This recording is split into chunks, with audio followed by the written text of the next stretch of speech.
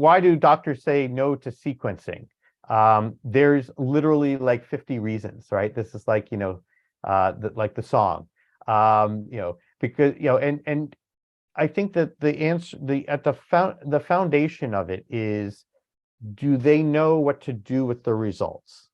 And are they confident that the results are going to lead to something that they believe is beneficial? Because doctors are really working with standard therapies, standard medicines, right? The chance of a sequencing report creating an action of a standard medicine, and there are some standards like BRAF inhibitors, ALK inhibitor, HER2, this sort of thing. But the chance of that, we know, it's 20%, right? And doctors don't get excited over 20%, right?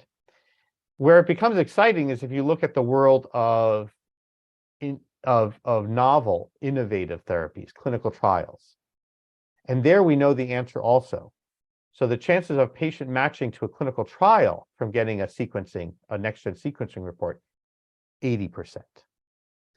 80% is really exciting.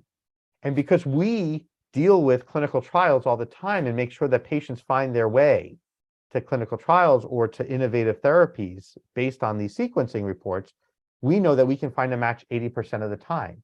So the same thing that makes it unexciting for the doctor makes it exciting for us.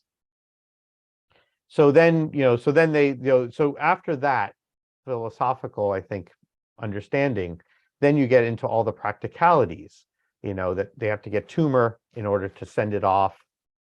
It takes time, like 3 weeks. They'll say, well, don't do it until it comes back.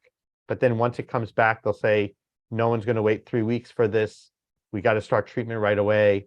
I mean, again, all of the rest of it to me is just excuses on top of that underlying principle that they are only going to be able to do something themselves 20% of the time, where we can find something for the patient, a second opinion for the patient to go to with someone who has got something interesting 80% of the time.